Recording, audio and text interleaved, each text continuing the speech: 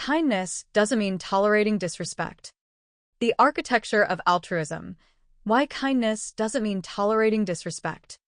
We're going to dismantle a dangerous myth that has quietly sabotaged personal growth and professional leadership for decades. We are here to talk about the anatomy of kindness and, more importantly, the vital line where kindness ends and self-abandonment begins. In our culture, we often conflate being nice with being a doormat. We've been conditioned to believe that to be a person of character, we must absorb the friction of the world without complaint. But I am here to tell you that true kindness is not a passive surrender. It is a courageous, active choice that requires the sturdiest of backbones. The distinction between niceness and kindness. To understand why we must reject disrespect, we first have to define our terms. Niceness is often a social lubricant. It's about being pleasant, avoiding conflict, and keeping the surface of the water still. It is frequently driven by a fear of disapproval.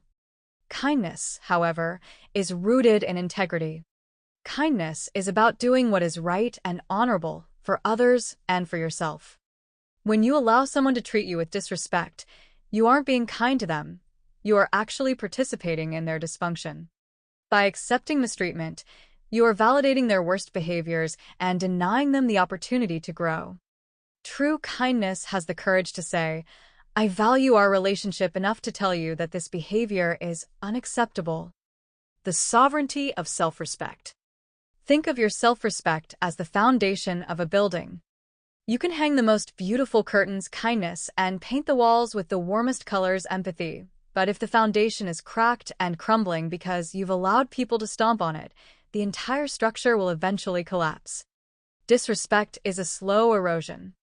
It starts with small things, interrupted sentences, ignored boundaries, or jokes that carry a sting.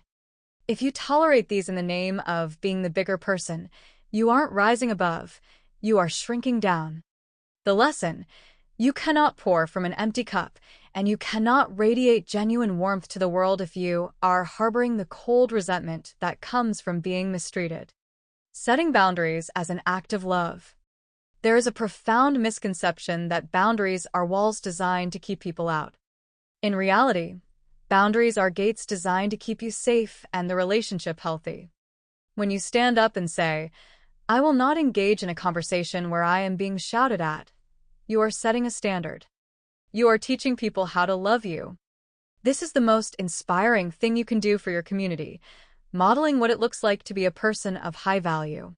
If you want to be a leader, a parent, or a friend who truly inspires, you must demonstrate that your kindness is a gift, not a default setting that can be exploited. The physics of respect. In physics, every action has an equal and opposite reaction. In human dynamics, the way you treat yourself sets the frequency for how the world responds to you. If you tolerate disrespect, you broadcast that your time, your emotions, and your dignity are up for negotiation. If you meet disrespect with firm, calm, and kind boundaries, you broadcast that you are a person of substance. Being long-suffering is a virtue only when the suffering leads to a higher purpose. Suffering at the hands of someone else's ego or malice serves no one. It burns you out and embitters your soul. Moving forward, the warrior's heart. I want you to leave here today with a new definition of a kind person. A kind person is a warrior for peace. They offer grace, they offer a helping hand, and they offer a listening ear. But they also carry a shield. They know that their light is too precious to be extinguished by those who haven't learned how to be gentle. Don't confuse your silence with strength. Sometimes the strongest, most inspiring thing you can do is walk away from a table where respect is no longer being served. Carry your kindness like a torch, but never let anyone use it to set your own house on fire.